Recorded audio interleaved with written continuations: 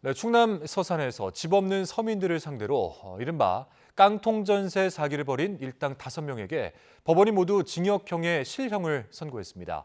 임대업자와 건축업자 그리고 공인중개사가 짜고 벌인 범행에 피땀 흘려 모은 전세 보증금을 모두 날린 세입자들도 있었습니다. 이상공 기자입니다. 충남 서산의 한 다가구 주택입니다. 지난 2016년 2월 50대 A씨는 건축업자 3명으로부터 이 건물을 사들이겠다는 계약을 체결했습니다. 하지만 A씨는 특별한 재산이나 월 수입이 없는 데다가 2억 원 넘는 개인비까지 있던 상황. 결국 세입자들의 전세 보증금이 매매대금을 치르는 데 동원됐고 대출금 등 채무가 건물 감정가인 10억 원을 넘겼습니다. 검찰 조사 결과 A씨는 보증금 반환 능력이 없음에도 계속해서 전세 계약을 체결해왔던 것으로 드러났습니다.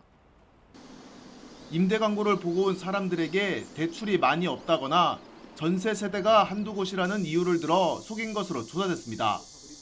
건물 계약을 했던 건축업자들과 전세 계약을 담당한 공인중개사가 한통속이었기에 가능했습니다. 해당 건물이 경매로 매각돼 일부 피해자들은 보증금을 돌려받을 수 있었지만 피해자 9명은 보증금 6억여 원을 한 푼도 건지지 못했습니다. 법원은 사기 혐의로 재판에 넘겨진 임대업자 A씨에게 징역 3년, 범행을 주도한 건축업자에게 징역 2년, 공인중개사 등 나머지 피고인들에게는 징역 1년을 선고했습니다. 피고인 5명에게 모두 실형을 내렸는데 피해자들이 주거의 안정을 위협받고 현재까지 정신적, 경제적 고통을 겪고 있는 점 등을 참작했다고 판시했습니다. 전세 보증금이라는 게 서민들의 전 재산일 수 있는데 그런 부분에 대해서 사기 범행을 하는 것에 대해서 우리 검찰과 특히 또 법원에서 아주 엄정하게 처벌하겠다라는 그런 어떤 신호를 줬다라고 보이고, 최근 2년 8개월 동안 전국에서 보증금을 돌려주지 않는 전세 사기가 8천 건을 넘었고 피해액이 1조 6천억 원에 달하는 것으로 집계됐습니다.